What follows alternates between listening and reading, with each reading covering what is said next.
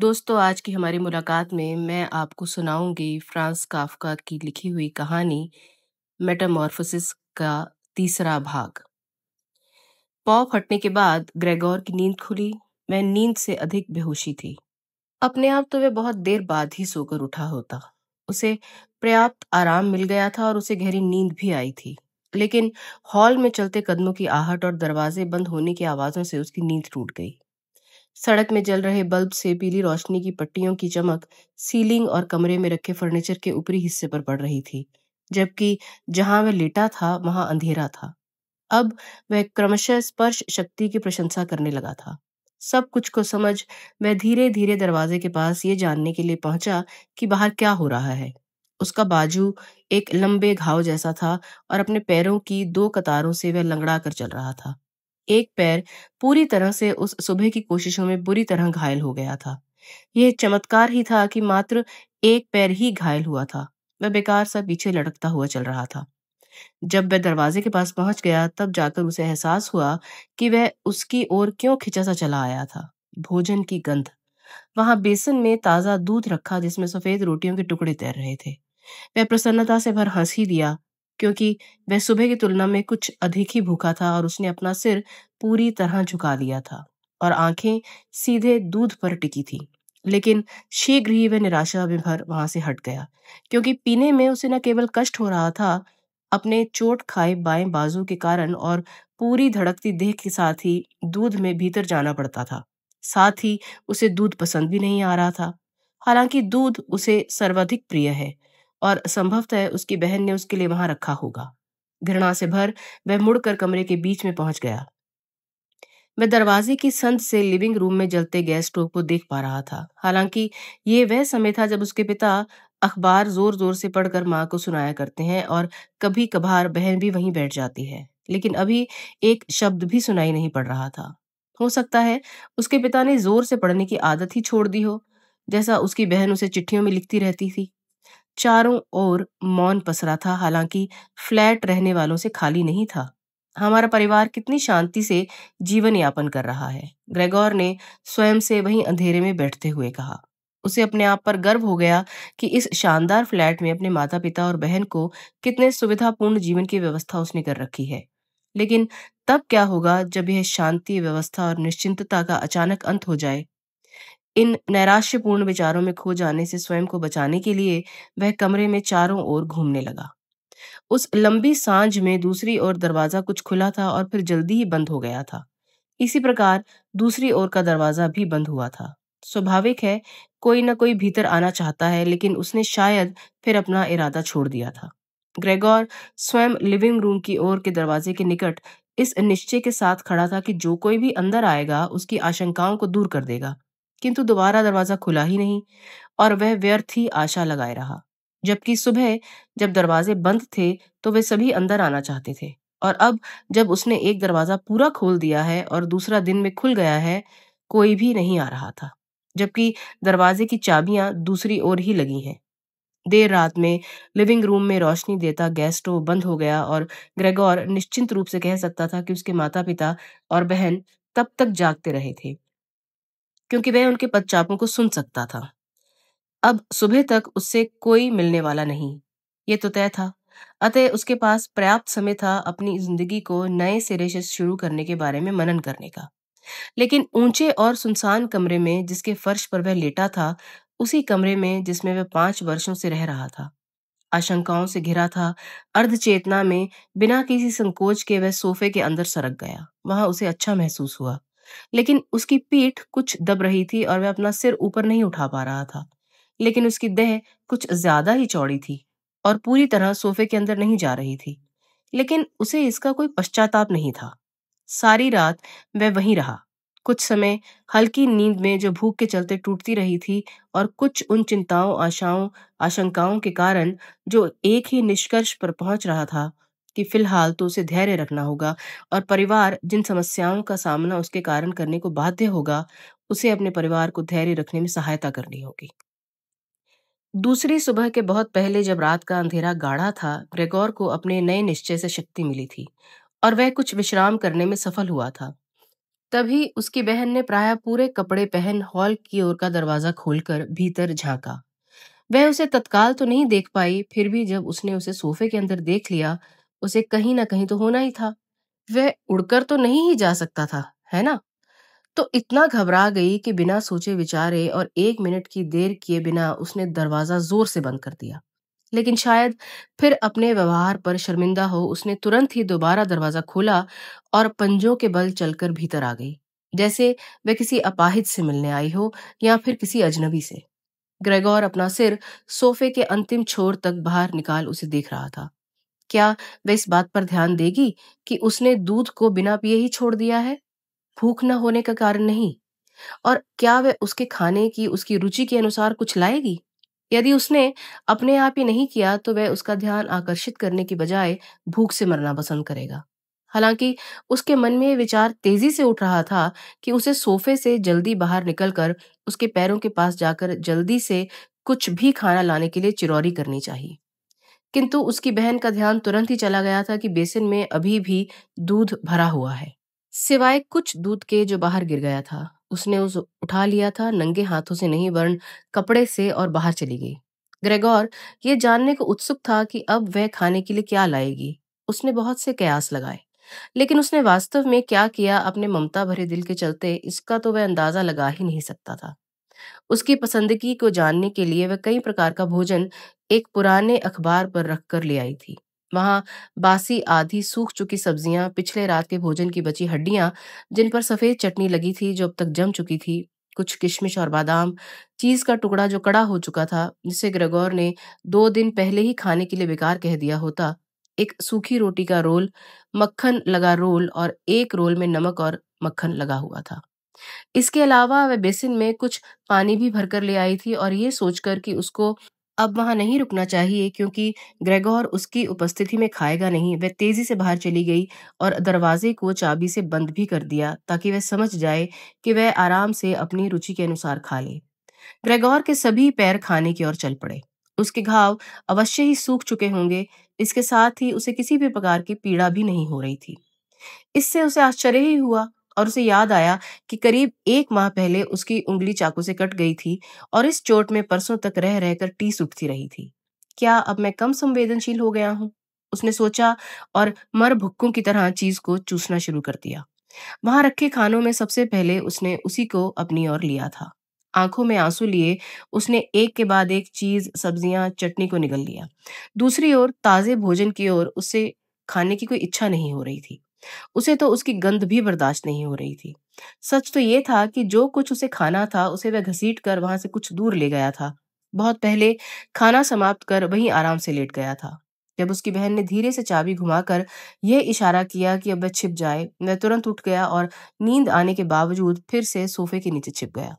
सोफे के अंदर रहने के लिए उसे आत्मनियंत्रण की आवश्यकता थी, भले ही कुछ सीमित समय के लिए, जब तक उसकी बहन कमरे में थी, क्योंकि भुखमरों की तरह खाने से उसकी देह फूल गई थी और उसे सांस लेने में तकलीफ हो रही थी, और उसकी आंखें उसके सिर से बाहर निकल पड़ रही थी। जब वह अपनी संदेह रहित बहन को झाड़ू से सब कुछ करते देख रहा था, वह न केवल वे पदार्थ उठा रही थी जो खाने के बाद जिसके कुछ अंश वहां छूट गए थे, बल्कि वह भी जिन्हें उसने छुआ तक नहीं था, जैसे वह किसी के लिए भी कोई उपयोग का ना रह गया हो। उसने जल्दी से सब कुछ उठा, बाल्टी में डाला और उसे लकड़ी के ढक्कन से ढांक कर लेकर चली गई। बमुश्किल अभी उसकी बहन घूमी ही थी कि ग्रेगोर ने सोफे के नीचे से खींचकर अपने आप को बाहर निकाल लिया। इस प्रकार ग्रेगोर को भोजन कराया जाने लगा था। पहली बार सुबह सुबह जब उसके माता पिता और नौकरानी अभी सो रहे होते थे, और दूसरी बार जब दोपहर के भोजन के बाद उसके माता पिता की दोपहर की झपकी के बीच नौकरानी को किसी काम के बहाने बाहर भेज दिया जाता था। उनकी मंशा मुझे भूखा मार डालने की कतई नहीं थी, लेकिन शायद वे उसे भोजन करते देख नहीं पाते। बजाय सुनने के, या शायद उसकी बहन जहां तक संभव हो इन छोटी छोटी परेशानियों से उन्हें दूर रखना चाहती थी, क्योंकि उनके पास वैसे भी बहुत सी परेशानियां पहले से ही थी। कौन से बहाने से डॉक्टर और लोहार को वापस किया गया था, पहली सुबह ग्रेगोर को ये पता नहीं चल सका था, क्योंकि वह जो कुछ भी बोलता था उसे दूसरे समझ ही नहीं पाते थे। लेकिन उनमें से किसी को भी ये समझ नहीं आया था, यहाँ तक कि उसकी बहन को भी, कि वह स्वयं उनकी बातों को अच्छी तरह से सुन और समझ सकता था। और इसलिए जब भी उसकी बहन कमरे में आती थी और उसे मात्र उसकी बीच बीच में निकलती हुई आहों और संतों की प्रार्थनाओं से ही संतुष्ट रहना पड़ता था। बाद में जब वह परिस्थितियों की आदी हो गई थी, हालांकि पूरी तरह तो वह इनकी आदी होने वाली थी ही नहीं, गाहे बगाहे वह एक आध वाक्य बोल दिया करती थी, दया से भरा जिसे माना जा सकता था। वाह, आज डिनर पसंद आया, वह कहा करती थी जब भी वह भोजन पूरा समाप्त कर लेता था। और जब वह नहीं खाता था, जो क्रमशः अधिक होने लगा था, तब वह पीड़ा से भरी कहा करती थी, अरे, आज फिर सब कुछ वैसा ही पड़ा है, लगता है छुआ तक नहीं। हालांकि ग्रेगोर को नए समाचार सीधे तो मिलते नहीं थे, वह कमरों में होती चर्चा से बहुत कुछ जान लेता था। जब भी उसे आवाजें सुनाई पड़ती, वह उस कमरे के दरवाजे के पास तुरंत दौड़ जाता था और पूरी देह दरवाजे से सटा दिया करता था। शुरुआती दिनों में विशेषकर ऐसी कोई भी बात नहीं होती थी जो उसके संबंध में हो, भले ही सीधे ना हो। पूरे 2 दिन तो सुबह शाम भोजन के समय परिवार के सदस्य आपस में यही सलाह करते रहे थे कि अब क्या करना चाहिए। यही नहीं, दिन के बीच में भी इसी विषय पर चर्चा होती रहती थी, क्योंकि कम से कम 2 सदस्य तो हमेशा घर में रहा ही करते थे, क्योंकि अकेले फ्लैट में कोई भी रहने को तैयार नहीं था और सभी के बाहर जाने की तो कल्पना कोई करता ही नहीं था। इन दिनों के पहले ही दिन कुक ये स्पष्ट नहीं था कि वह वस्तु स्थिति के बारे में क्या और कितना जानती है, ने माँ के पास घुटनों के बल बैठकर छुट्टी देने की प्रार्थना की थी। और जब वह 15 मिनट बाद जाने लगी थी तो आंसू भरकर नौकरी से निकालने के लिए धन्यवाद किया था, जैसे उस पर बड़ा भारी उपकार किया गया हो। और बिना किसी के सुझाए उसने भगवान की सौगंध खाकर कहा था कि वह एक भी शब्द, जो कुछ भी इसमें घर में हुआ है, इसके संबंध में किसी को नहीं बताएगी।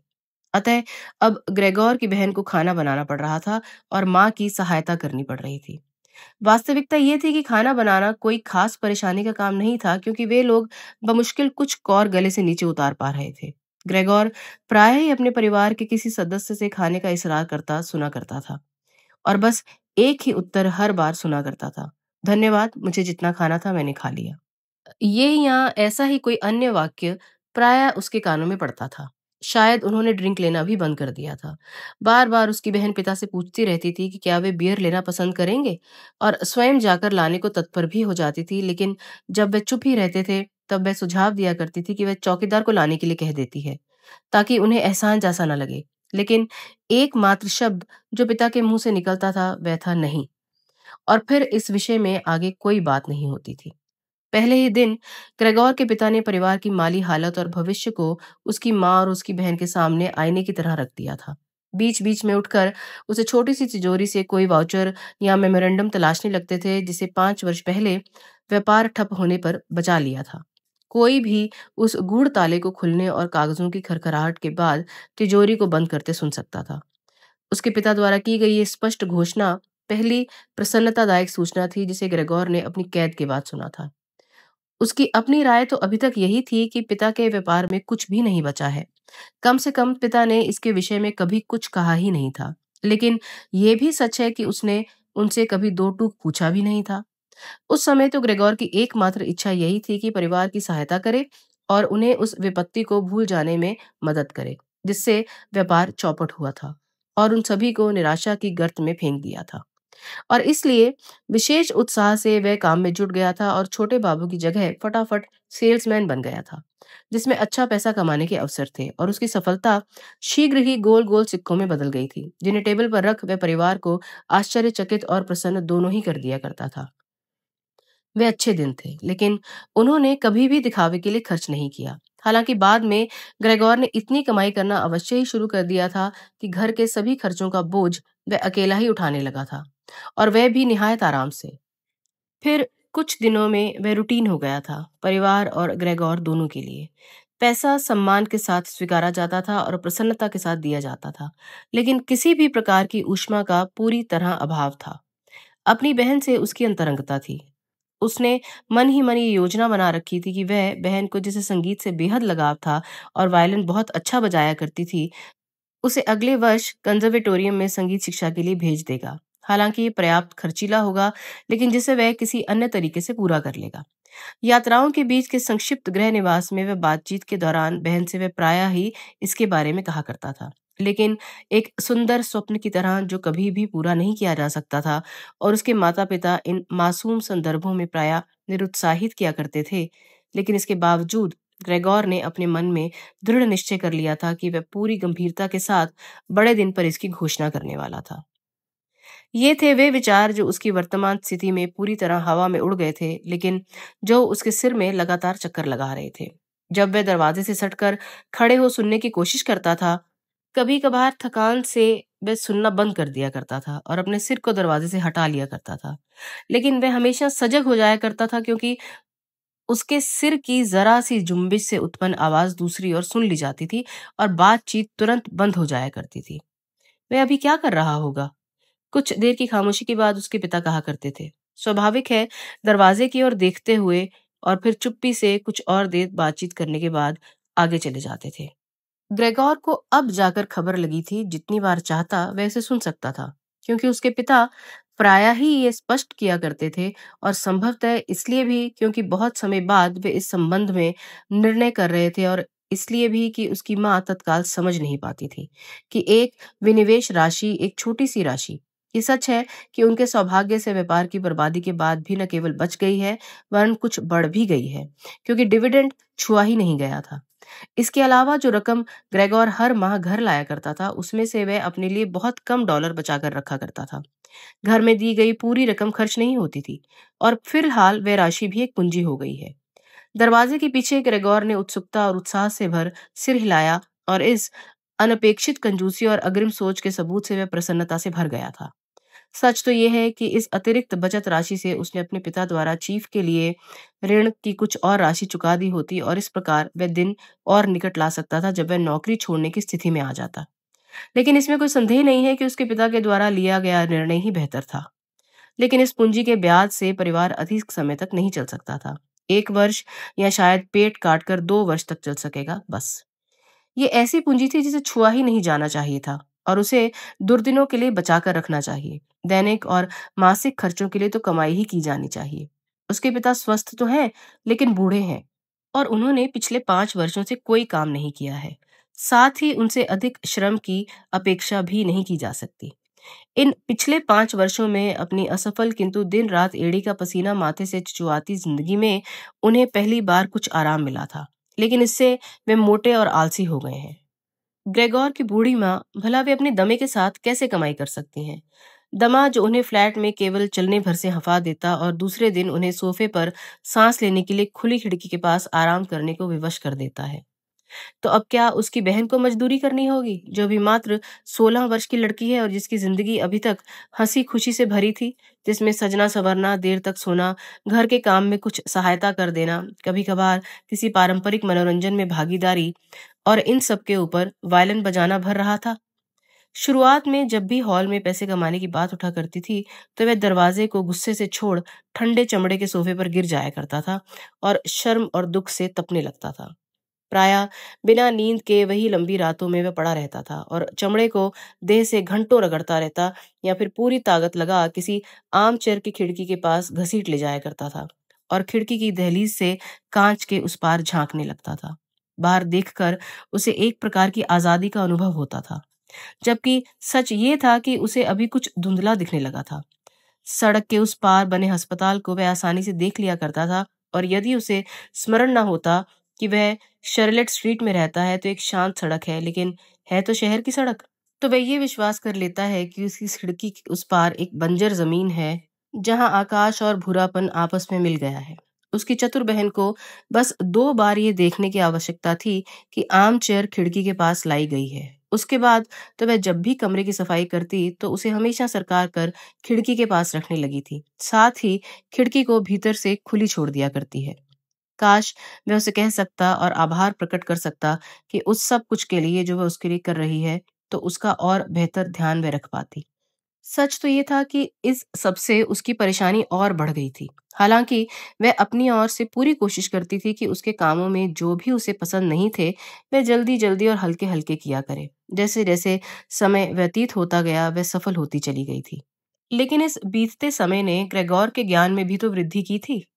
जिस तरह वो आया करती थी और उससे वह परेशान हो जाया करता था, कमरे में कदम रखते ही वो तुरंत खिड़की के पास तेजी से पहुंच जाया करती थी, दरवाजे को बंद करना भूलकर, जैसे वह ग्रेगोर को दूसरों की नजरों से बचाने के लिए पहले किया करती थी। और जैसे उसका दम घुट रहा हो, वह फटाक से खिड़की खोल देती थी, जल्दी जल्दी उंगली चलाकर। और फिर कुछ देर तक उस खुले बर्फीले मौसम में खड़ी रह रूह कंपाती सर्दियों के बीच वो लंबी लंबी सांसें लेती थी। दिन में 2 बार इसकी इस शोर भरी हरकत से वह परेशान हो जाया करता है। वह हमेशा सोफे के नीचे कांपते हुए खड़ा रहता है, ये सोचते कि कम से कम बहन उसे इस भयानक उत्पात से तो आसानी से बचा ही सकती थी, यदि वो उसके कमरे में कुछ समय बिना खिड़की खोले बिताती तो। कायांतरण के 1 माह बाद, जब ग्रेगोर के अनुसार उसे देख चौंकने या घबराने जैसी कोई बात होनी ही नहीं चाहिए थी, अपने तयशुदा समय से वो कुछ जल्दी ही कमरे में आ गई, तो उसने उसे खिड़की के बाहर स्थित होकर एकटक देखते हुए पाया था, एक बोगी की तरह। ग्रेगोर को ना तो कोई आश्चर्य होता और ना ही आपत्ति होती यदि वह आज आती ही नहीं, क्योंकि तब वह उसके वहां खड़े होने के कारण तत्काल खिड़की न खोल पाती। लेकिन वह न केवल चौंक कर पीछे की ओर उछली थी, बल्कि पलट कर दरवाजे को जल्दी से बंद भी कर दिया था। किसी अजनबी ने तो यही सोचा होता कि वह उसे डराने के लिए तैयारी किए बैठा था। स्वाभाविक है, वह तुरंत ही सोफे के पीछे छिप गया था।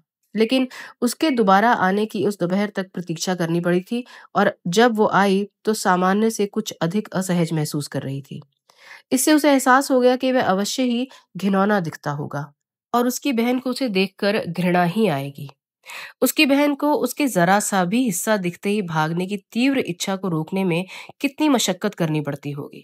इस संकट से उसे बचाने के लिए उसने एक चादर को किसी तरह पीठ पर लादा और उसे किसी तरह सोफे तक ले आया। इस काम को पूरा करने में उसे पूरे 4 घंटे लगे थे। फिर उसे ऐसे जमा लिया था ताकि वह पूरी तरह छिपा रहे, ताकि यदि बहन को झुकना भी पड़े तब भी उसकी नजर उस पर ना पड़े। यदि बहन ने चादर को अनावश्यक माना होता तो उसने तुरंत उसे सोफे से हटा दिया होता, क्योंकि ये तो स्पष्ट ही था कि अपने को छिपाए रखने के लिए ही ये पर्दा व्यवस्था उसके लिए सुविधाजनक नहीं ही रही होगी।